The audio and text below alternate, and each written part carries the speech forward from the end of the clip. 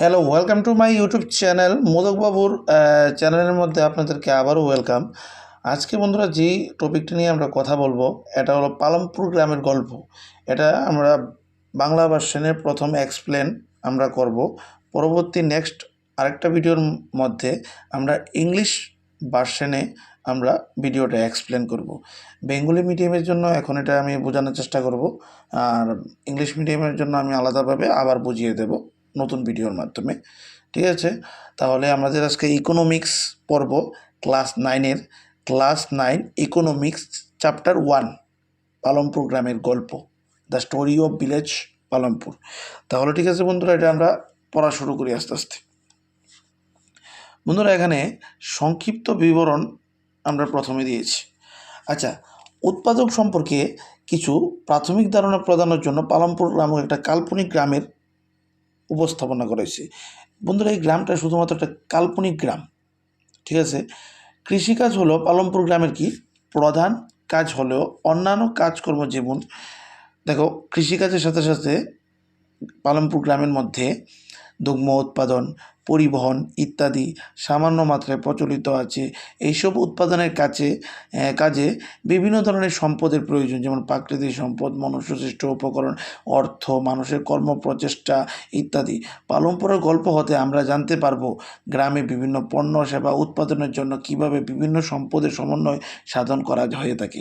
দেখো, পালমপুর গ্রামটা একটা কাল্পনিক গ্রামের এখানে একটা উপস্থাপনা করছে, এবং পালমপুর গ্রামের মেন কাজ হইল কৃষিকাজ, কিন্তু কৃষিকাজ বাদেও মানুষ বিভিন্ন ধরনের উৎপাদন কাজে যুক্ত আছে, যেমন পরিবহন ব্যবস্থার সাথে যুক্ত আছে, ক্ষুদ্র বিভিন্ন দোকানদারির সাথে বা দুগ্ধ উৎপাদনের বিভিন্ন কাজের সাথে মানুষ যুক্ত আছে।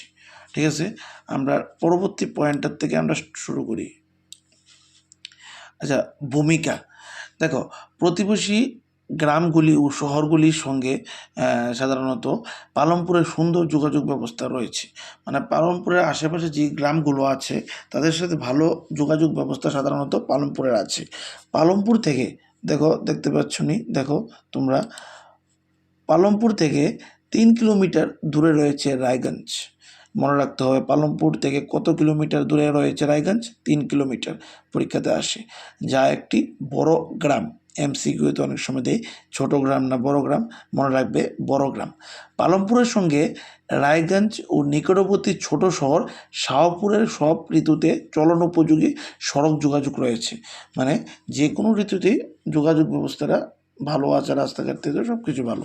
সড়কে বিভিন্ন ধরনের কী আছে দেখো, পরিবহন ব্যবস্থা দেখতে পাবে, গাড়ি ঘোড়া হইতে গেলে গরুর গাড়ি, টঙ্গা, গরু ও অন্যান্য পণ্য বোঝায় মহিষের গাড়ি করে বা মোটর সাইকেল, জিপ গাড়ি, ট্রাক্টর ইত্যাদি ওইখানে তুমি দেখতে পাবে। বিভিন্ন পরিবহন ব্যবস্থা তুমি পালমপুর গ্রামে দেখতে পাবে, কোনো অসুবিধা নাই পরিবহন ব্যবস্থার দিকে।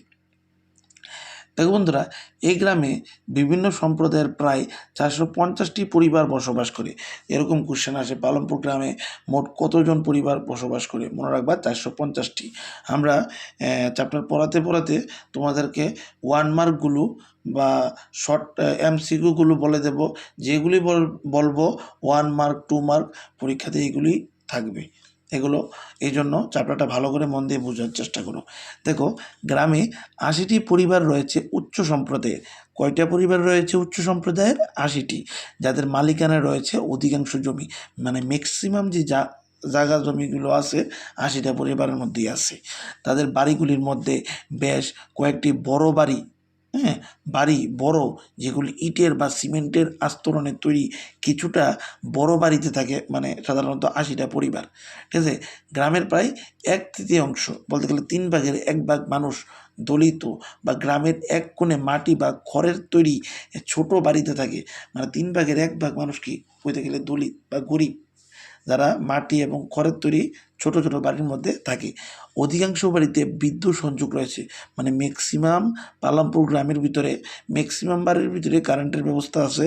ছোটোখাটো ব্যবসা বাণিজ্য, কৃষিক্ষেত্রের সমস্ত নলকূপ বিদ্যুৎ শক্তিতে চালিত হয়।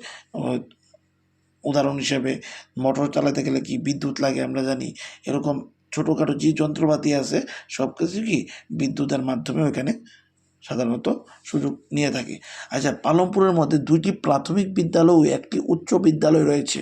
মাথা মনে রাখবে যে পালমপুরে কয়টা প্রাথমিক বিদ্যালয় আছে? 2টা। উচ্চ বিদ্যালয় কয়টা আছে? 1টা। ঠিক আছে। গ্রামে একটি সরকারি প্রাথমিক স্বাস্থ্যকেন্দ্র ও একটি বেসরকারি স্বাস্থ্যকেন্দ্র রয়েছে, যেখানে অসুস্থ মানুষের চিকিৎসা হয়। মনে রাখবে বন্ধুরা, এখানে একটা সরকারি একটা বেসরকারি স্বাস্থ্যকেন্দ্র আছে, যারা অসুস্থ মানুষরা চিকিৎসার জন্য ওখানে আসে। ঠিক আছে। নেক্সট পার্টে কী হয়েছে? উপরোক্ত বর্ণনা পালমপুর গ্রামে সড়ক, পরিবহন, বিদ্যুৎ, কৃষি, বিদ্যালয়, সেচ ব্যবস্থা, স্বাস্থ্যকেন্দ্রের সুন্দর ও উন্নত ব্যবস্থাকে প্রদর্শন করেছে। তোমাদের পার্শ্ববর্তী গ্রামের সাথে এইসব সুবিধাগুলি তুলনা করো। মানে এই গ্রামের মধ্যে তুমি যে বিদ্যুৎ, সড়ক ব্যবস্থা বা কৃষি, বিদ্যালয়, স্বাস্থ্যকেন্দ্র, যে সুন্দর একটা উন্নত ব্যবস্থা দেয়ছে, তোমার পার্শ্ববর্তী যে গ্রামগুলির সাথে মিলাই দেখো এরকম আসেনি। ঠিক আছে। পালমপুর গল্প আমাদেরকে বিভিন্ন উৎপাদনের কার্যকলাপ সম্পর্কে ওয়াকিবহাল করবে। ভারতের সমস্ত গ্রামগুলি কৃষির হচ্ছে প্রধান উৎপাদক কার্য। আমরা জানি গ্রামের মধ্যে কৃষিটি সব থেকে বেশি উৎপাদন কার্য করতে গেলে। অন্যান্য উৎপাদন কার্যকলাপ যাকে বলা হয় অকৃষিক কার্যকলাপ, মানে নন ফার্মিং অ্যাক্টিভিটি, যেমন ছোটো ছোটো কাজ, ক্ষুদ্র শিল্প এবং পরিবহন, দোকানদারি ইত্যাদি। বলতে গেলে ছোটোখাটো ব্যবসা যারা করে বা গাড়ি ঘোড়া যে চালা, মনে করো অটো দেওয়া মাছ নিয়ে এসে গোলবাজারে রেখে দিয়েছে, এরকম অবস্থা কি।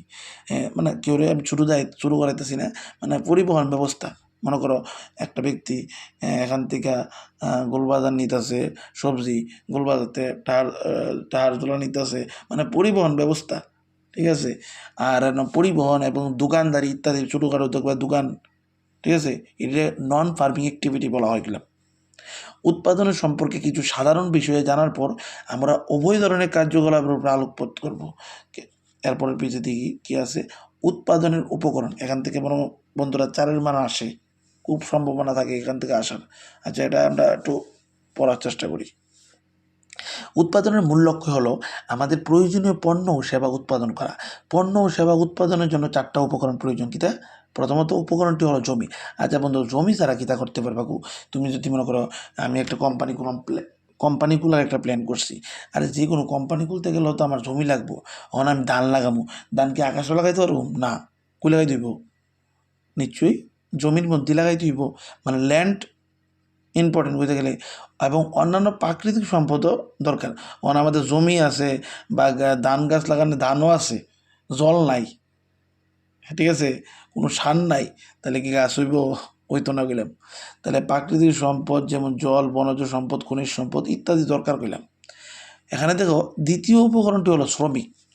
আমি 10খানি জায়গার ভিতর ধান লাগামো, একজন ব্যক্তি কি ধানই লাগামো না জলই দেবো না নিজেরা তো লাইফ দেয় না, কিতা করুন কোন। যদি শ্রমিক তো লাগবই না, লেবার ছাড়া কি হইব? আমি মনে করি বড় কৃষক একজন, অনেক জায়গা আমার, তো এত জায়গার ভিতরে তো আমার প্রথমত শ্রমিক তো লাগবো না, লেবার লাগবো বললাম। এত জায়গার ভিতরে নাহলে কৃষিকাজ করে পারতাম না। তাহলে অর্থাৎ যারা কাজ করবে কিছু উৎপাদনের জন্য তাদের কি উচ্চশিক্ষিত কর্মীরও প্রয়োজন। স্বাভাবিক ব্যাপার।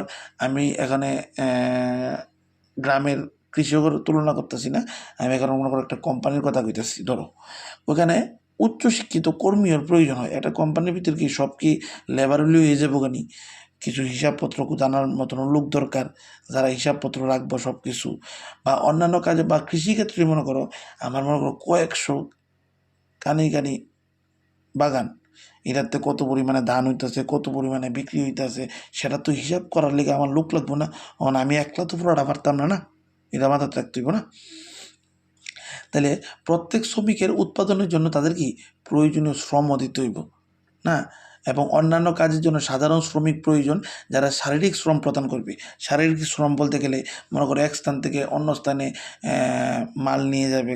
হ্যাঁ, মনে করো একটা ব্যক্তি যে উচ্চশিক্ষিত ব্যক্তি, একই মনে করো লেবারের কাজ করবো নি, এত লেবারের কাজ করতো না।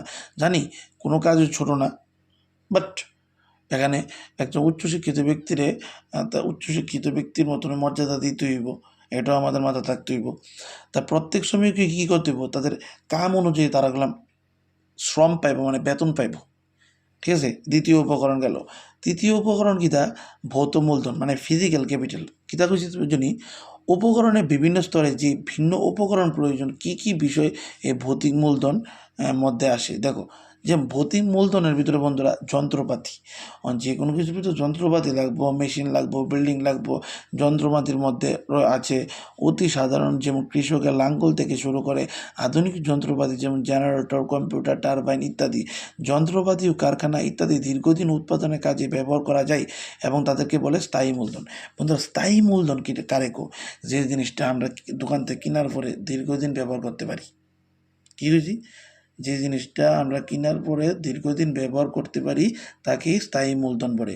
যেমন কম্পিউটার, আজকে আমি কম্পিউটার কিনছি, কালকে কি বিক্রি করার লেগে কিনছি? কম্পিউটারটা আজকে কিনছি, কালকে তো নষ্ট হয়ে যেতে পারে না। আমরা কম্পিউটারটা কি এটা স্থায়ী অনেক দিন থাকবো।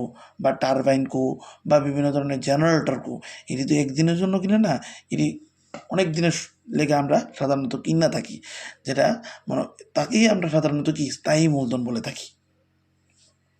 তাহলে আশা করি স্থায়ী মূলধন বুঝছো। এবার কাঁচামাল ও অর্থ। উৎপাদনের কাজে বিভিন্ন কাঁচামালের প্রয়োজন হয়, যেমন তাঁতির জন্য তুলো, কুমোরের জন্য কাদামাটির প্রয়োজন হয়। হ্যাঁ, সাথে সাথে উৎপাদনের বিভিন্ন পর্যায়ে কিছু অর্থের প্রয়োজন হয় বা মজুরি প্রদান বা অন্যান্য প্রয়োজনীয় উৎপাদনে ক্রয় করতে ব্যবহার হয়। বন্ধুরা, আমি আমার কোম্পানির একটা খুললে লেবারের কাজই করামো, তারা বেতন দিতাম না, তাতে হয় না। বা আমি কাঁচামাল যদি না আনি, আমার তো মেটেরিয়ালস লাগবে না। আমি একটা কোম্পানি খুললেও মনে করো প্রথমত তাদেরকে কাঁচামাল বা মেটেরিয়ালস আইনা দিলেই তো শ্রমিকরা তা বানাইবো না, তারপরেই তো আমি এটা মার্কেটে নিয়ে বিক্রি করতে পারবো। তাহলে কি আমার টাকারও দরকার এবং শ্রমিকের বেতনও দিতে হইব, এটা আমার মাথায় থাকতে হইব। তাহলে বিভিন্ন পর্যায়ে কি কিছু অর্থের প্রয়োজন হয়, মানে টাকা ছাড়া কোনো কথা নাই। কাঁচামাল ও নগদ অর্থকে বলা হয় কি কার্যকরী মূলধন। কাঁচামাল ও নগদ অর্থকে কি বলা হয় কার্যকরী মূলধন। কার্যকরী মূলধন যন্ত্রাদি, কলকারখানা প্রভৃতির মতো নয়, তা উৎপাদনের সাথে সাথে নিঃশেষিত হয়ে যায়। মানে দেখো টাকাটা কি, আমি মনে করো অন্য একটা মাল কিনে এলে টাকাটা কি শেষ হয়ে যেত না? মনে করো আমি জিনিসপত্র কিনুম, তাহলে জিনিসটা কি কাঁচামাল কিনুম, মনে করো এখানে মনে করো মেটেরিয়ালস কিনুম, তাহলে কি আমার থেকে যাবো কেন রেয়াটা টেরা তো থাকতো না না। এবং এটা আমার শ্রমিকরাও আবার বেতন দিতে হবে, আমাদের যেই অর্থটা আছে না, এরপরে তো আমি মার্কেটে বিক্রি করলে নিয়ে আমি লাভ আইব, এরপর তো আমি টাকা আইব না, এটা তো চিন্তা ভাবনা করতে হইব। এছাড়া চতুর্থ একটি উপকরণ প্রয়োজনীয়তা রয়েছে, নিজের ব্যবহার ও বাজারজাত করার উদ্দেশ্যে পণ্য উৎপাদনের জন্য জমি, শ্রম, ভৌতিক মূলধনকে একত্রিত করে উপযুক্ত সমন্বয়ের মাধ্যমে উৎপাদন কার্য পরিচালনার জন্য জ্ঞান ও উদ্যোগের প্রয়োজন। বর্তমানে তাকে বলা হয় মানব মূলধন, মানে হিউম্যান ক্যাপিটাল। পরবর্তী অধ্যায়ে আমরা মানব মূলধন সম্পর্কে আমরা আরও জানবো। দেখো বন্ধুরা, আমি একটা কোম্পানি খুললাম, আমার শ্রমিক, জল, প্রাকৃতিক সম্পদ সব আছে, যন্ত্রপাতি সব আছে, কিন্তু আমার কি এখানে জ্ঞান দরকার, এরকম লোক দরকার, এরকম মানব মূলধন দরকার যারা তাদের বুদ্ধির মাধ্যমে আমার প্রোডাক্টটা আমার মার্কেটে বিক্রি করতে হইব। যেমন আমি একটা সাবান কিনলাম, সাবানটা তো সাবানটা মনে করো প্রথম যে কোম্পানি বানাইছে, প্রথম বানাই সেটা তো বিক্রি করে ফেলাইতে পারতেছে না, এটা প্রচার করছে। আমরা টিভির মধ্যে অ্যাডভার্টাইজমেন্ট দেখি, অ্যাড দেখি, তারা কি করে বিভিন্ন কোম্পানি প্রথম তাদের প্রোডাক্ট বানায় মার্কেটে বিক্রি করার জন্য বিভিন্ন প্রচুর টাকা খরচ করে অ্যাডভার্টাইজমেন্ট করে, ঠিক আছে না? সেরকমই জ্ঞান ও উদ্যোগের প্রয়োজন, ঠিক আছে? যদি দেখবা মহিলাদের বিভিন্ন ধরনের স্কিম বাইরেছে, নাম লই না, তারা কি বিভিন্ন প্রোডাক্ট বিক্রি করে, তাদের কি হইতেছে মানে কোম্পানি এরকম একটা ট্রিক করছে এখানে, মহিলারা মহিলারাও এখানে ইনকাম করতে পারতেছে, তার সাথে সাথে যেই কোম্পানিটা আছে তারা ইনকাম করতে পারতেছে। বিভিন্ন এরকম স্কিম আছে, বিভিন্ন প্রোডাক্ট বিক্রি করে সেটা সবাই প্রফিট অর্জন করতেছে, ঠিক আছে? আচ্ছা বন্ধুরা, আমরা প্রতিটি উৎপাদনের কাজের জন্য উৎপাদনের উপকরণগুলো আমরা পড়লাম। জমি, শ্রম, ভৌতিক মূলধন, মানব মূলধনের মধ্যে সমন্বয় সাধনের প্রয়োজন। পালনপুরের কাহিনীর মাধ্যমে আমরা প্রথম 3টি উৎপাদন উপকরণ সম্পর্কে বিষয়ে আরও বিশেষ করে জানব এবং আলোচনার সুবিধাতে আমরা ভৌত মূলধনকে মূলধন রূপে বিবেচনা করব। এবং পালনপুরের কৃষি, জমির পরিমাণ স্থির, জমির পরিমাণ তো স্থির হইব, জমি তো টাইনা লম্বা করতে পারতাম না, না? দেখো, কৃষি হলো পালনপুরের প্রধান উৎপাদন কার্য, মানে কৃষিটা কি পালনপুরের মেইন কাজ যদি গেলে। কর্মরত লোকেদের ৭৫% জীবিকা অর্জনের জন্য কৃষির উপর নির্ভরশীল। ওখানকার প্রায় ৭৫% লোক, ৭৫% লোক কৃষির সঙ্গে যুক্ত। তারা হয় কৃষক বা কৃষি শ্রমিক, হইতে পারে তারা কৃষক, নাহলে কি অন্যান্য মানুষের ক্ষেতের মধ্যে কৃষি শ্রমিক হিসাবে কাজ করে। এইসব লোকদের ভালো মন্দ নির্ভীকভাবে কৃষি উৎপাদনের সাথে সম্পর্কযুক্ত। মনে করো এই বছর ভালো কৃষি হইছে, তাহলে তারা এই বছর ভালোভাবে বাঁচতে পারবো, ভালোভাবে কি কৃষক স্বাভাবিক ব্যাপার। আমার যদি আজকে 10 টাকা জায়গায় 20 টাকা ইনকাম হয়, তাহলে কি আমি খুশি থাকুম? সেরকম কৃষকরা 10 টাকা জায়গায় 20 টাকা যদি কোনো সবজি বা কোনো ফলন বিক্রি করতে পারে, তাহলে তারা কি ভালো আরও খুশি জীবন অতিবাহিত করতে পারবো না? কিন্তু কৃষি উৎপাদনের বৃদ্ধির সাথে একটি মৌলিক বাধা রয়েছে। বাস্তবে কৃষি জমির পরিমাণ কি স্থির? আমরা জানি 1960 সাল থেকে পালনপুরে কৃষির জমির পরিমাণ বৃদ্ধি পাইছে না, ঠিক আছে? এর মধ্যে কিছু পতিত জমিকে কৃষি জমিতে রূপান্তরিত করা হয়েছে। নতুন করে কৃষি জমির পরিমাণ বৃদ্ধি করে কৃষিক্ষেত্রে উৎপাদন বৃদ্ধির আর কোনো সুযোগ নেই। মানে পালনপুরের মধ্যে আর কোনো এরকম জায়গাই নেই যে ওইখানে সাধারণত নতুন করে সেটা কী কইতাছি, নতুন কইরা মানে কৃষিক্ষেত্র তৈরি করব। বুঝলি বন্ধুরা? আচ্ছা, এখানে একটা ছোট একটা দিয়েছি, এটা পড়ি। জমি পরিমাপের প্রামাণ্য একক হলো হেক্টর। জমির পরিমাপের প্রামাণ্য একক কি? মনে রাখতে হবে হেক্টর। যদিও গ্রামীণ এলাকায় জমি পরিমাপের বিভিন্ন স্থানীয় একক রয়েছে, বিঘা, শতক ইত্যাদি। এই লাইনটা গুরুত্বপূর্ণ, তোমরা এটা পড়ো। 100 মিটার বাহু বিশিষ্ট বর্গাকার জমি হলো 1 হেক্টর। তোমরা কি 1 হেক্টর জমির সাথে তোমার বিদ্যালয়ের মাঠের তুলনা করতে পারবে? আমরা এই চ্যাপ্টার পড়ার পরে কিছুদিনের মধ্যেই এই চ্যাপ্টার থেকে 1-এর মান, 2-এর মান বা বড় কোশ্চেন আমাদের চ্যানেলের মধ্যে দিয়ে দেব। এই জন্য বন্ধুরা ধৈর্য সহকারে ভিডিওটা দেখো, তোমাদেরই লাভ হবে। আচ্ছা বন্ধুরা, এখানে যাচ্ছি। একই জমি থেকে অধিক উৎপাদনের কোনো উপায় আছে কি? ঠিক আছে। শস্য উৎপাদন বা সুযোগ সুবিধার নিরিখে পালনপুর হলো উত্তরপ্রদেশের পশ্চিম অংশের একটি অনুরূপ গ্রামের মতো। মানে উত্তরপ্রদেশের পশ্চিম দিকের একটা গ্রামের মতন পালনপুর। পালনপুরের সমস্ত জমিতে কৃষিকাজ হয়। মানে পালনপুর যে দুটো জায়গা আছে, ম্যাক্সিমাম জায়গার ভিতরে কৃষিকাজ হয়ে থাকতেছে। কোনো জমির অব্যবহৃত অবস্থা নেই, মানে এরকম নাই যে এই জমিটা, এই জায়গাটা ফুটে গেছে খাইলে, এটা নাই। বর্ষাকালে কৃষকরা জোয়ার ও বাজরা উৎপাদন করে। পরীক্ষাতে আসে বর্ষাকালে কৃষকরা কী চাষ করে? জোয়ার ও বাজরা উৎপাদন করে। এইসব উদ্ভিদ গবাদি পশুর খাদ্য হিসাবে ব্যবহার হয়। এসব উদ্ভিদ কী হয়? গবাদি পশুর খাদ্য হিসাবে ব্যবহার হয়। এর পরবর্তী পর্যায়ে অক্টোবর ডিসেম্বর মাসে মধ্যে আলু চাষ হয়। অক্টোবর ডিসেম্বর মাসে কী চাষ হয়? আলু চাষ হয়। শীতের মরশুমে গমের চাষ হয়। শীতের মরশুমে পালনপুর গ্রামে কী চাষ হয়? গমের চাষ হয়। মনে রাখবে, আমি সবগুলো 1-এর মান তোমাদেরকে আমাদের চ্যানেলের মাধ্যমে দিয়ে দেব। উৎপাদিত গম হতে কৃষকরা নিজের ভোগের জন্য যথেষ্ট পরিমাণে মজুতে রেখে উদ্বৃত্ত গম রায়গঞ্জ বাজারে বিক্রি করে। মনে করো আমার 10 বিঘা জমির মধ্যে 100 কেজি 200 কেজি গম হয়েছে, আমার বছরে দরকার 20 কেজি গম বা 50 কেজি গম, বাকি গম তো দরকার নাই। তখন এই গমটি কী করুম? আশেপাশে নিশ্চয়ই বাজারের মধ্যে বিক্রি করুম। সেরকম পালনপুর গ্রামের যে কৃষকরা আছে, তাদের 1 বছরের জন্য যতটুকু গম দরকার এতটুকু গম রেখে বাকি গমগুলো কোথায় বিক্রি করে? রায়গঞ্জ বাজারও বিক্রি করে। মনে থাকবো। কৃষি জমির একাংশ আখ চাষে ব্যবহার করা হয়, যা বছরে একবার কাটা হয়। মানে কৃষি জমির ম্যাক্সিমাম জায়গা হইতে গেলে আখ চাষের ভিতরেই, মানে কুশাই চাষের মধ্যেই ব্যবহার করা হয়, যা বছরে খালি একবার কাটে কুশাই আখ। কাঁচা আখ বা তাল মিশ্রি শাহপুরের ব্যবসায়ীদের কাছে বিক্রি করা হয়।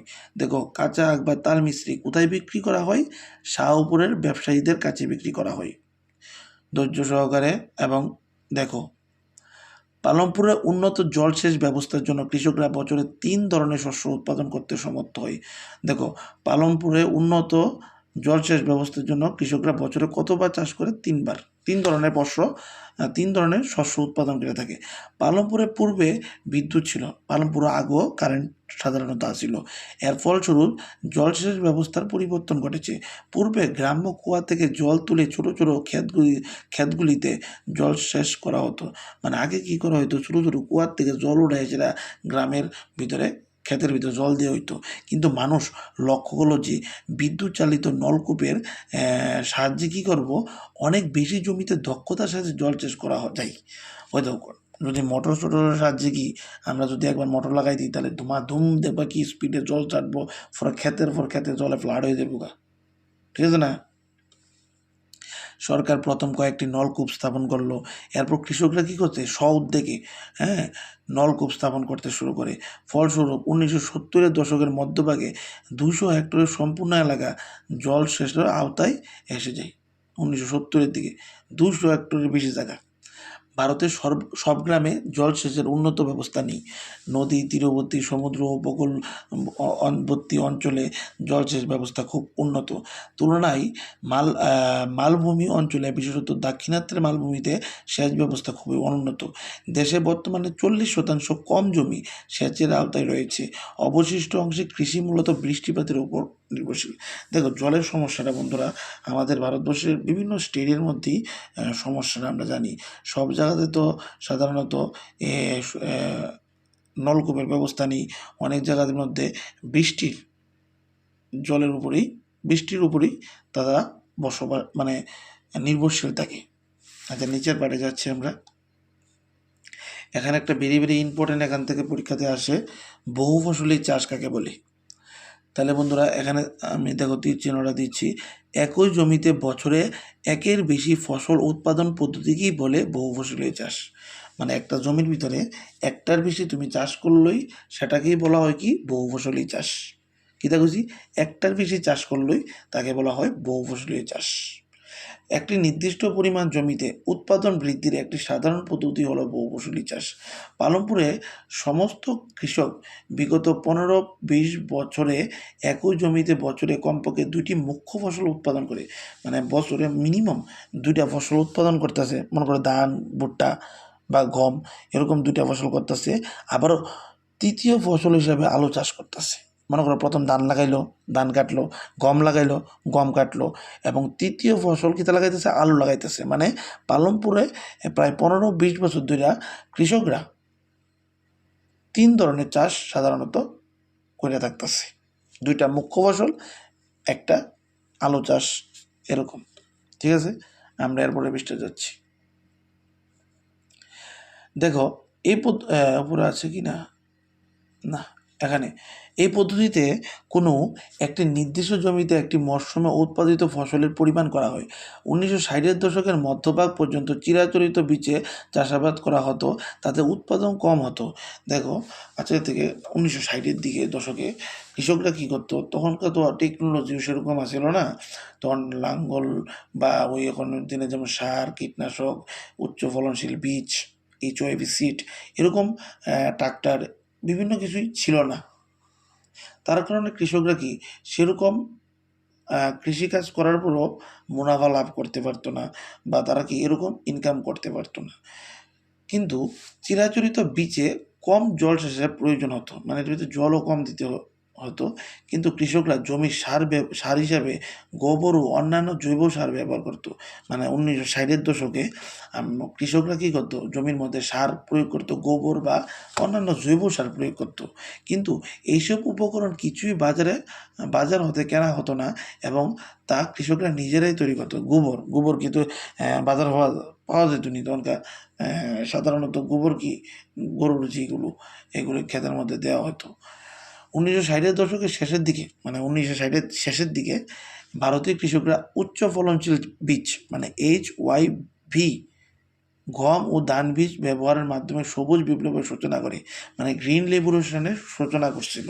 এটাতে কী হয়েছে, কৃষকরা উচ্চ ফলনশীল বীজ লাগাইছে, ঠিক আছে। তার সাথে সাথে বীজের একটি গাছ থেকে অনেক বেশি পরিমাণে ফলন পাওয়া যেত এই বীজটি লাগানোর পরে, এবং সমপরিমাণে জমি এখন পূর্বের উৎপাদনের অপেক্ষায় অনেক বেশি পরিমাণ কি খাদ্যশস্য উৎপাদন করতে পারতো, কারণ যে বীজগুলো ভালো কোয়ালিটির ছিল এবং এগুলো থেকে ভালো ফলন তারা পেত। এবং যদিও উচ্চ ফলনশীল বীজের ক্ষেত্রে পর্যাপ্ত জল সেচের দরকার ছিল, জলেরও খুব দরকার লাগতো, বা রাসায়নিক সার প্রচুর লাগতো, বা কীটনাশকের বিশাল প্রয়োজন হইতো, মানে HYV যে সারটা, ঠিক আছে। এরপরে পৃষ্ঠা যাচ্ছি আমরা। দেখো, উচ্চ ফলনশীল বীজ, জলসেচ, রাসায়নিক সার, কীটনাশক প্রভৃতির সমন্বয়ে অধিক উৎপাদন সম্ভব। দেখো, এখনের দিনে কি হচ্ছে, কৃষিক্ষেত্রে প্রচুর পরিমাণে সার প্রয়োগ করা হচ্ছে, রাসায়নিক সার, কীটনাশক, যেগুলির কারণে আমরা প্রচুর পরিমাণে ধান, গম, বিভিন্ন ফসল উৎপাদন করতে পারছি ভালো পরিমাণে। আমরা কি মুনাফাও লাভ করছি, কিন্তু জমির কি আমরা প্রচুর পরিমাণে ক্ষতি করছি জমিগুলোকে। আমরা কি রাসায়নিক সার ব্যবহার করার ফলে আমাদের মাটির মধ্যে যে ভালো ব্যাকটেরিয়াগুলো আছে এগুলি কি দিন দিন মারা যাচ্ছে এবং জমির উর্বরতা কমে যাচ্ছে। ঠিক আছে বন্ধুরা, পরীক্ষামূলকভাবে ভারতে প্রথম পাঞ্জাব, হরিয়ানা ও পশ্চিম উত্তরপ্রদেশে কৃষকরা আধুনিক পদ্ধতিতে চাষাবাদ শুরু করেছিল। পরীক্ষাতে আসে আধুনিক পদ্ধতিতে চাষাবাদ কোন কোন রাজ্যে প্রথম শুরু হয়েছিল। তাহলে বন্ধুরা লিখতে হবে পাঞ্জাব, হরিয়ানা, পশ্চিম উত্তরপ্রদেশে।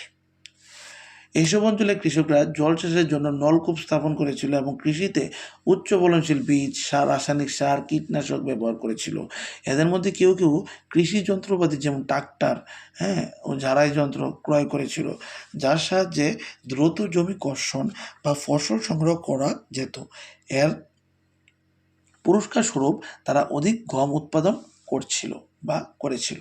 মানে তখনকার কি আছিল, তারা উচ্চ ফলনশীল বীজ যে সময় ব্যবহার করতে হলো, রাসায়নিক সার ব্যবহার করতেছে, তার কারণে কি প্রচুর পরিমাণে তারা কি করতে পারতেছে, তারা চাষবাস করতে পারতেছে, ভালো লাভ হচ্ছে। এবং চিরাচরিত চাষাবাদ পদ্ধতির পালনপুরে প্রতি হেক্টরে গমের উৎপাদন ছিল 1300 কিলোগ্রাম। মানে 1960-এর মধ্য দিকে যে সময় পুরান বীজ দিয়ে সেরা বা গোবর এবং অন্যান্য জৈব সার দিয়ে যে সময় কৃষিকাজ করতো, তখন তারা প্রতি হেক্টরে গমের উৎপাদন আসছিল 1300 কিলোগ্রাম শুধু। আর যে সময় 1960-এর লাস্টের দিক দিয়া উচ্চ ফলনশীল বীজ ব্যবহার করাই এই উৎপাদন বেড়ে হয়েছিল প্রতি হেক্টরে 3200 কিলোগ্রাম। তাই তুমি দেখতে পাচ্ছ বন্ধুরা কতটুকু বৃদ্ধি পেয়েছে প্রতি হেক্টরে উৎপাদন, দেখতে পাইতেছ। তাই সেখানে গমের উৎপাদন বৃদ্ধি পেয়েছিল, কৃষকরা কাজে গমের বাজারে বিক্রয়যোগ্য উদ্বৃত্ত বৃদ্ধি পেয়েছিল। এবার জমি কি সহনশীল, নেক্সট পার্ট। জমি যেহেতু একটি প্রাকৃতিক সম্পদ, আমরা জানি জমি প্রাকৃতিক সম্পদ, কারণ জমি তো আমি তুমি মানুষ তৈরি করছি না, এটা প্রাকৃতিক, বলতে গেলে প্রাকৃতিক এটা। ঠিক আছে, তাই তা ব্যবহারের ক্ষেত্রে মনোযোগী হতে হবে। বৈজ্ঞানিক অনুসন্ধানের তথ্য থেকে জানা যায় যে আধুনিক কৃষি ব্যবস্থায় প্রাকৃতিক সম্পদের অধিক ব্যবহার হচ্ছে। স্বাভাবিক ব্যাপার বন্ধুরা, আধুনিক কৃষি পদ্ধতির মধ্যে আমরা প্রচুর পরিমাণে কী ব্যবহার করছি, রাসায়নিক সার ব্যবহার করছি। রাসায়নিক সার ব্যবহার করার ফলে প্রচুর ক্ষতি হচ্ছে আমাদের মাটির উর্বরতা কমে যাচ্ছে। অনেক ক্ষেত্রে অত্যাধিক রাসায়নিক সার ব্যবহারের ফলে জমির উৎপাদন ক্ষমতা হ্রাস পাচ্ছে। সাথে সাথে সেচ ব্যবস্থা, ভূগর্ভস্থ জল উত্তোলনের জন্য জমির জলস্তর হ্রাস পাচ্ছে। পরিবেশগত সম্পদ যেমন ভূমির উর্বরতা, ভূমির জলস্তর তৈরি হতে অনেক বছরের প্রয়োজন। একবার তা ধ্বংস হয়ে গেলে তা পুনর্নবীকরণ খুবই কঠিন ব্যাপার। এবং ভবিষ্যতে কৃষি উন্নয়নের জন্য আমাদেরকে অবশ্যই পরিবেশের প্রতি যত্নবান হতে হবে। স্বাভাবিক ব্যাপার বন্ধুরা, আমরা যদি এখনও পরিবেশকে যত্ন না করি, পরিবেশের প্রতি যদি আমরা এখনও অসচেতন হয়ে থাকি, তাহলে ভবিষ্যতে এরকম একটা দিন আসবে যাতে আমাদের মতো সাধারণ মানুষদের খুবই কষ্ট হবে। কারণ মাটি যেভাবে দূষণ করছে এবং মাটিতে যে পরিমাণে রাসায়নিক সার ব্যবহার হচ্ছে, বা মাটির নিচে যে গ্রাউন্ড ওয়াটারের জল আমরা যে অতিরিক্ত পরিমাণে ব্যবহার করছি, তাতে কি একদিন আমাদের অনেক অসুবিধার সম্মুখীন হতে হবে। এরপরের বেশি যাচ্ছি বন্ধুরা, এখানে দুইটা স্টোরি দিয়েছে, এগুলি একটু পরে নিচ্ছি আমরা। মুক্ত হয়ে যেতে পারে এবং ভূগর্ভস্থ জল নদীকে দূষিত করতে পারে। রাসায়নিক সার মাটিতে থাকা ব্যাকটেরিয়া, সূক্ষ্ম জীবকে ধ্বংস করে। দেখো, আমি বলেছিলাম প্রথমেই ব্যাকটেরিয়া মাটির মধ্যে যে সূক্ষ্ম জীবকে ধ্বংস করতেছে রাসায়নিক সার। অর্থাৎ একটি সময় পর আগের তুলনায় জমির উৎপাদনশীলতা হ্রাস পাবে। এখন প্রচুর পরিমাণে সার প্রয়োগ করার পরে খুব ভালো ফলন দিচ্ছে, কিন্তু এক সময় কী হবে, এখানে যতই সার প্রয়োগ করবে গাছ আর বড় হবে না, কারণ এখানে তো কি রাসায়নিক সার ব্যবহার করার কারণে ওখানকার মাটির উর্বরতা কমে যাচ্ছে। রাসায়নিক সার ব্যবহারের ক্ষেত্রে দেশের মধ্যে শীর্ষে রয়েছে কে? পাঞ্জাব সবচেয়ে বেশি রাসায়নিক সার ব্যবহার করে। ক্রমাগত রাসায়নিক সারের ব্যবহারের ফলে জমির স্বাস্থ্যের অবনতি হচ্ছে। পাঞ্জাবের কৃষকরা আরও বেশি বেশি রাসায়নিক সার ও অন্যান্য উপকরণ ব্যবহার করতে বাধ্য হচ্ছে, যাতে করে তাদের একই উৎপাদন স্তর বজায় থাকে। যেহেতু কৃষিকাজে খরচ খুব দ্রুত হারে বৃদ্ধি পাচ্ছে। আমরা জানি বন্ধুরা, কৃষিক্ষেত্রে প্রচুর পরিমাণে কি, হ্যাঁ, দাম বাড়ছে। বিভিন্ন সার থেকে ধরে কীটনাশক থেকে ধরে অনেক কিছুর দাম প্রচুর পরিমাণে বাড়ছে। তার কারণে কৃষকরা কি করছে? কৃষকরা প্রচুর পরিমাণে, হ্যাঁ, রাসায়নিক সার ব্যবহার করছে। কারণ তারা প্রচুর পরিমাণে মুনাফা, হ্যাঁ, মুনাফা এবং তার সঙ্গে সঙ্গে প্রচুর পরিমাণে ইনকামের জন্যই তো মানুষে করে থাকে না। নিচের পাটে কি বলেছে? পালমপুর কৃষকদের মধ্যে কিভাবে জমি বন্টন করা হয়েছে। তোমরা নিশ্চয়ই অনুভব করতে পারছো কৃষির জন্য জমি কতটা গুরুত্বপূর্ণ। কিন্তু পরিতাপের বিষয় যে গ্রামের সমস্ত জনগণ কৃষিকাজের জন্য পর্যাপ্ত জমি পায়নি। মানে গ্রামের মধ্যে যতজন লোক আছে, 450টা পরিবার, তারা সঠিকভাবে কোনো জায়গা পাইছে না কৃষিকাজ করার লেগা। পালমপুর গ্রামে 450টি পরিবারের মধ্যে এক তৃতীয়াংশ ভূমিহীন। মানে 1/3 অংশ কি, তার কোনো জায়গা সম্পত্তি নাই। 150টা পরিবার, যাদের বেশিরভাগ দলিত, তাদের কৃষিকাজের জন্য কোনো জমি নেই। 150টা পরিবার আছে দলিত শ্রেণীর, তাদের কি কোনো জমিই নেই কৃষিকাজ করার লেগা। বাকি যেসব পরিবারের জমি রয়েছে তাদের মধ্যে 240টি পরিবারের 2 হেক্টরের কম আয়তনের জমি আছে। 2 হেক্টরের কম আছে জমি, হ্যাঁ। আর এইসব ক্ষুদ্র আয়তনের জমি হতে কৃষক পরিবারগুলো যথেষ্ট উপার্জন করতে পারে না। যদি আমার যদি জমি কম থাকে, 1 ঘন্টা, মনে করো আমার 10 ঘন্টা জায়গা আছে, আমার বাড়িতে খাউন না 20 জন, তাহলে কি আমার এই 10 ঘন্টা জায়গা দিয়ে সেটা আমরা খাওয়া পরিবার চলতো না কইলাম, ঠিক আছে না? নিচে যাই। 1960 সালে গোবিন্দ একজন কৃষক ছিল, যার 2.25 হেক্টর জমি ছিল, যার বেশিরভাগ সেচহীন।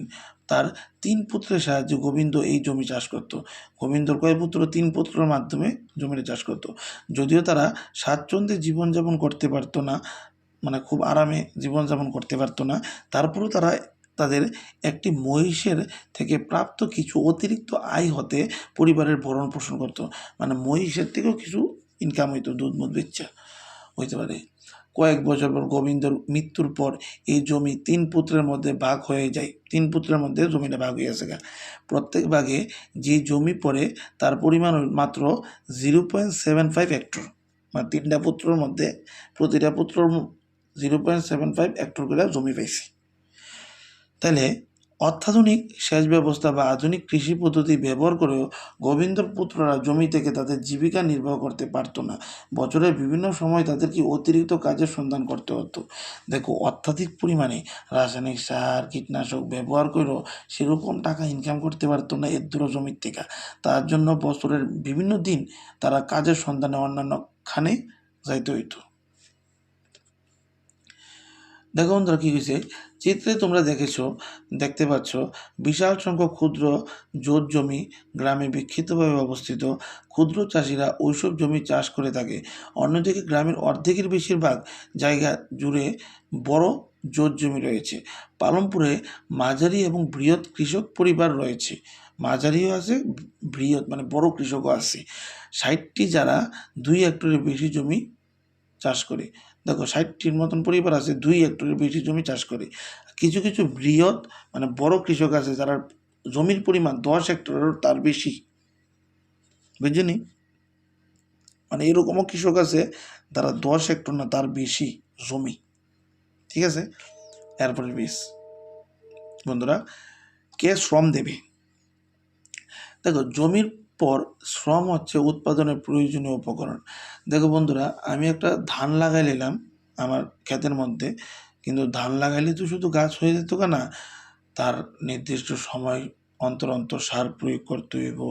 তার সাথে সাথে অন্যান্য আগাছা উঠলে আগাছাগুলি তুলে ফেলাতে হবে। এরকম বিভিন্ন যত্ন করতে হয় গাছের, তারপরে আমার ফলন আসবে। কৃষিকাজে প্রচুর পরিশ্রমের প্রয়োজন হয়। তোমার যদি বাবা কাকা বা মিশু মামা যারা থাকে বা কৃষিকাজ করে, তারা জানবে যে কতটুকু পরিশ্রম কৃষিকাজের মধ্যে। ক্ষুদ্র কৃষকরা তাদের পরিবারের সদস্যদের নিয়ে তাদের নিজের জমিতে চাষাবাদ করে। দেখো যারা ছোট ছোট কৃষক আছে তারা কি করবে, তারা নিজের জমির মধ্যে আর অন্যান্য ব্যক্তিরা কাজের জন্য নেয় না। তারা ছোট এক কানি 2 কানি 1 হেক্টর 2 হেক্টর জায়গার মধ্যে তারা নিজেরাই মনে করো মা, ছেলে, হাসব্যান্ড সবাই মিল্লাঝিরেই একসাথে কাজ করে নেয় ছোট ছোট জমির মধ্যে। তাই কৃষিকাজে তারা নিজেরাই প্রয়োজনীয় শ্রমের যোগান দেয়। মাঝারি এবং বড় কৃষকরা তাদের চাষাবাদের জন্য কৃষি শ্রমিক নিয়োগ করে। অনেকজন বড় কৃষক বা একজন মাঝারি কৃষক, একজন বড় কৃষকের মনে করো আছে 20 হেক্টর 30 হেক্টর জমি, তখন সে ব্যক্তি তো একলা এটা কৃষিকাজ করতে পারতো না। তখন সে কী করবো, সে নির্দিষ্ট টাকার বিনিময়ে লোক নিব, লোক কইবা আমাকে কাজ করে দেওয়ার জন্য বা বছরে কিছু সময় কাজ করে দিব, তাদের বেতন দেওয়া হইব। ঠিক আছে না? বুঝছনি কিতা কইছি? মানে বড় বড় কৃষকরা তো সম্ভব না 10 কানি বা 10 হেক্টর 20 হেক্টর 30 হেক্টর এত এত এত জমি চাষ করা। তখন তারা কী করবে, কৃষি শ্রমিক যারা কৃষিকাজ করে থাকে এরকম তারা, আমরা যেমন জোগালি মিস্ত্রি না, কেউ বাড়ি বাড়ি আয়া কাজ করে, এরকম কি মানে তারা অন্যান্য ক্ষেতের ভিতরে গিয়েছিল কাজ করা হয়। কেউরে কোনো আমি নিচু দেখাইতেছি না, যদি কেউ খারাপ পেয়ে থাকো, আমি কেউরই নিচু দেখাচ্ছি না, সব কাজ সমান। কৃষি শ্রমিকরা ভূমিহীন পরিবার ও সামান্য পরিমাণ জমির অধিকৃত কৃষক পরিবার হতে আসে। কৃষকদের মতে কৃষি শ্রমিকরা তাদের জমিতে উৎপাদিত ফসলের অধিকার থাকে থাকে না। দেখো পরিবর্তে কৃষকদের কাছ থেকে তারা মজুরি পায় যাদের জন্য তারা শ্রম দেয়। দেখো অন্যান্য কৃষকরা যেরকম বড় বড় কৃষকের খেতে গিয়ে কাজ করে তারা কী পায়, মজুরির জন্যই সাধারণত কাজ করে থাকে। মনে করো তুমি গিয়ে একজনের বাড়িতে কাজ করবা, বিনা বিনা মতলবে কি কাজ করবা নি, তোমার নিশ্চয়ই তোমার এখানে একটা কিছু না কিছু দিব না। মজুরি নগদে হইতে পারে বা পণ্যের মাধ্যমে, যেমন শস্য দেওয়া হতো আগে। অনেক সময় শ্রমিকদের খাবারও দেওয়া হইতো, কইতো যে বাবা তোমার 2 বেলা খাওয়ামো, তুমি আমার জমি দিয়ে কাজ করে দাও, এরকম। অঞ্চল ভেদে শস্য ভেদে কৃষি কর্মকাণ্ডে ভেদে বা যেমন বীজ বপন বা ফসল তোলার ক্ষেত্রে মজুরির ব্যাপক পরিবর্তন করত। নিয়োগের সময়কাল ভেদে মজুরির ব্যাপক ভিন্নতা রয়েছে।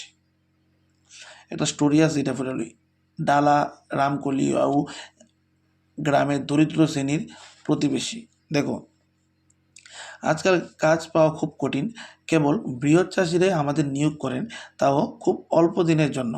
তখন এখানে ডালা কি বলছে, বৃহৎ চাষি ঘনশ্যাম একটি ফসল কাটার মেশিন ক্রয় করেছে, মানে ক্রয় বলতে কিনেছে। সুতরাং বর্তমান ফসল কাটার মরশুমে আরও কম দিন কাজ পাওয়ার সম্ভাবনা। গত বছর আমি মাত্র 5 মাসের কম সময় কাজ করেছিলাম, ডালা কইতেছে। তখন রামকলি কইতেছে বর্তমান চাষের জন্য আমাদের কাছে ট্রাক্টর, ফসল কাটার যন্ত্র, ফসল মারাইয়ের যন্ত্র, কিছু কৃষক আগাছা দমনের জন্য আজকাল আগাছা নির্মূলকারী রাসায়নিক সার বা স্প্রে ব্যবহার করছে। তখন ডালা বলল আবার, এই বছর আমাকে রায়গঞ্জের ইটভাটায় কাজের সন্ধানে যেতে হইব, কারণ যদি কৃষিক্ষেত্রে যদি কম কাজ থাকে তাহলে তো গরিব মানুষ কিছু না কিছু করে কাজ খেতে হবে না, এই জন্য রায়গঞ্জের ইটভাটায় যাইব কইতাছে। তখন রামকলি কইতেছে আমি স্থানীয় মহাজনের কাছ থেকে 2,000 টাকা ঋণ নিয়েছি। আমাকে গত গ্রীষ্ম খেতে কাজ না থাকায় জন্য 1,000 টাকা ঋণ নিতে হয়েছিল। আমি তা কিভাবে পরিশোধ করব? আমি ঠিকভাবে দুবেলা দুমুঠো আয়ের সংস্থান করতে পারি না। তখন ডালা বলছে আমার অবস্থাও খুব একটা ভালো না। পূর্ব ঋণের জন্যই মহাজনরা আমাকে আরও ঋণ দিতে অসম্মতি জানিয়েছেন। মানে সাধারণত কী হয়েছে, আগে যদি ঋণ নিয়ে থাকো, তারা তুমি ঋণটা যদি না দো, তারা তো তোমার টাকাটা দিতে তারা ইতস্তত বোধ করতেই পারে না। এবার দেখো একজন কৃষি শ্রমিক দৈনিক ভিত্তিতে বা কোনো নির্দিষ্ট কৃষি কার্যকলাপ যেমন ফসল তোলা বা সারা বছরের জন্য নিয়োগ হতে পারে। অনেক জায়গাতে যদি যার বেশি বেশি জায়গা থাকে তারা কী করে সারা বছরের লেখা কৃষি শ্রমিক নিয়োগ করে থাকে তার খেতে কাজ করার লেখা। ডালা একজন কী আসিল, ভূমিহীন কৃষি শ্রমিক আসিল, তার কোনো জায়গা সম্পত্তি আসিল না, যে পালমপুরে দৈনিক মজুরিতে ভিত্তিতে কাজ করত। এর মানে হচ্ছে তাকে অবশ্যই নিয়মিত কাজের সন্ধানে থাকতে হয়। ভারত সরকার দ্বারা একজন কৃষি শ্রমিকের ন্যূনতম দৈনিক মজুরি ধার্য করা হয়েছে 115 টাকা। মানে ভারত সরকার এপ্রিল মাসে 2011 অনুযায়ী মানে ন্যূনতম দৈনিক মজুরি ধার্য করছে 115 টাকা দিতে হইবে একটা মানুষকে, কিন্তু ডালা মাত্র 40 টাকা পাই। বুঝলি কি মাইর দিতে অর্ধেক টিয়া ওটা 40 টাকা দিত। পালনপুরের কাজের জন্য কি শ্রমিকদের মধ্যে প্রচণ্ড প্রতিযোগিতা চলে, তাই শ্রমিকরা কম মজুরিতে কাজে আগ্রহী থাকে। ডালা তার অবস্থা সম্পর্কে রামকলির কাছে অভিযোগ করে। রামকলি অন্য একজন কৃষি শ্রমিক। ডালা ও রামকলি উভয় গ্রামের দরিদ্রতম লোকদের মধ্যে একজন। দেখো এখানে সাধারণত 40 টাকা পাওয়া যেত, কারণ হলো পালনপুর গ্রামের মধ্যে কী হইতো, কাজের জন্য শ্রমিকদের অভাব ছিল না, কিন্তু কাজ ছিল কম। যে সময় শ্রমিকদের অভাব না থাকে, কাজ কম থাকে, তখন স্বাভাবিক ব্যাপার যে কোনো মালিকই চাইবে, কী চাইব, যে কম রেটে কাজ সেরে লাগানোর এরকম অবস্থা কি। আচ্ছা বন্ধুরা, নিচে এখানে কিছু স্টোরি দিছে, এগুলি তোমরা পড়ে নেবে। আমরা এগুলি আর পড়ছি না, এই স্টোরিটি তোমরা পড়ে নেবে। আমরা এরপরের পাতা যাচ্ছি, আর দেখি কতটুকু আছে, আর বেশি নেই। তাহলে উপরের এগুলো তোমরা একটু দেখে নেবে। আমরা আবার নেক্সট একটা পয়েন্ট থেকে পড়েছি।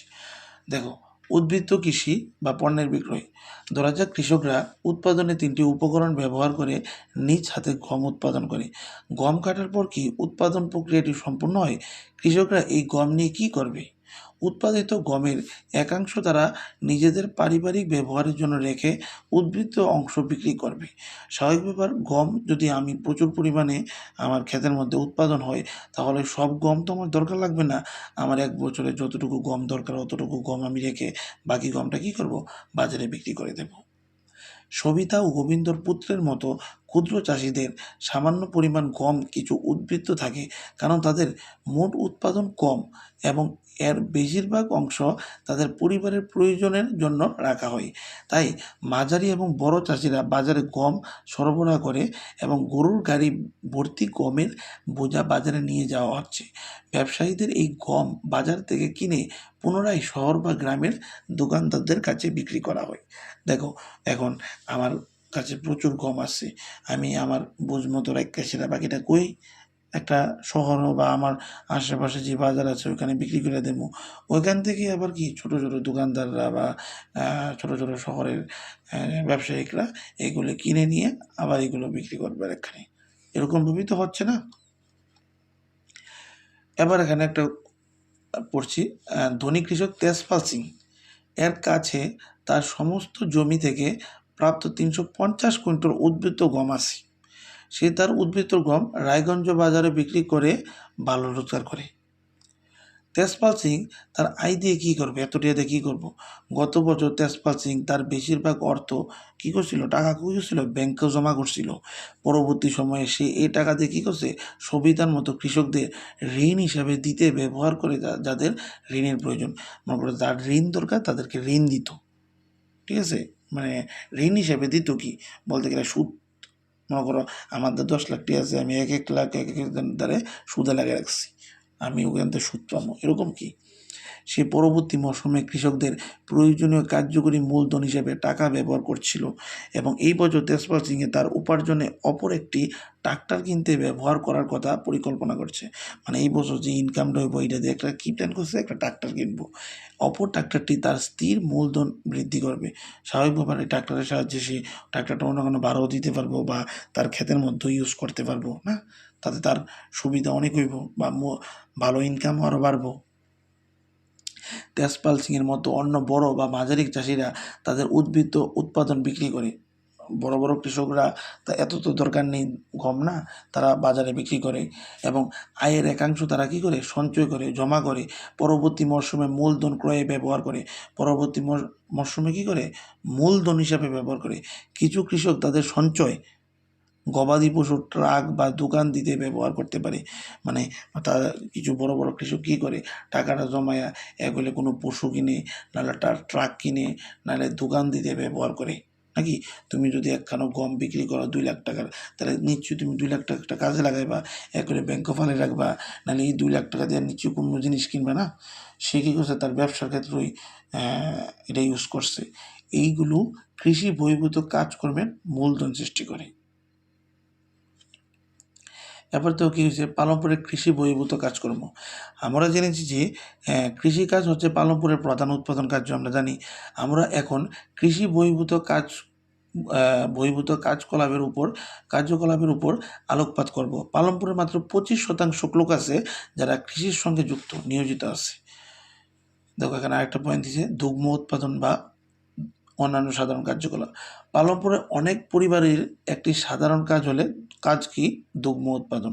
সেখানকার মানুষ তাদের মহিষের বিভিন্ন ধরনের ঘাস, জোয়ার বাজরা খাওয়ায়, এবং যেগুলো বর্ষাকালে জন্মায়। বর্ষাকালে জোয়ার বাজরা জন্মায় না, এগুলি কী করে, গবাদি পশুদেরকে খাওয়ায়।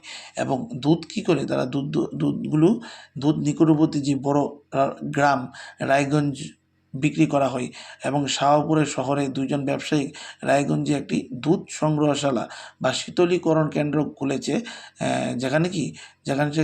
যেখান থেকে দুধ কী হয়, দূরবর্তী শহর বা নগরগুলিতে সরবরাহ করা হয়। মানে এই দুধটা কী করা হয়, সাধারণত দুধরা মনে করো একটা সংগ্রহশালা করছে, এখানে গ্রামের সব লোক গিয়া দুধ বিক্রি করে, এবং এই দুধগুলো মনে করো বিভিন্ন দোকানে বা বিভিন্ন কোনো বিক্রি করে তারা। মানে দুজন ব্যবসায়িক মিল্লা এই দুধ সংগ্রহশালা বা শীতলীকরণ কেন্দ্র খুলছে, যেখানে গ্রামের সমস্ত মানুষ এসে দুধ বিক্রি করে যায়। নেক্সট হলো বন্ধুরা, পালনপুরে একটি ক্ষুদ্রায়তন শিল্পের উদাহরণ। বর্তমানে পালনপুরে উৎপাদন শিল্পে 50 জনের কম লোক নিয়োজিত রয়েছে। শহর ও নগরে উৎপাদন শিল্প যেভাবে শ্রম দ্বারা পরিচালিত হয়, খুব কম ক্ষেত্রে বাইরের শ্রমিক নিয়োগ হয়। মানে ম্যাক্সিমামই বাইরের শ্রমিক খুবই কম নিয়োগ করা হয়। এবং কী করেছে দেখো, এখানে একটা স্টোরি দিচ্ছে, মিস্ত্রিলাল একটি বিদ্যুৎ চালিত আখ মারাই যন্ত্র কিনে তার মাঠে বসিয়েছে। আগে বলদ দিয়ে আখ মারাই হতো, আখ মারাই তো বুঝছো কুশের, কিন্তু এখন সবাই যন্ত্র দিয়ে তা করতে চাইছে।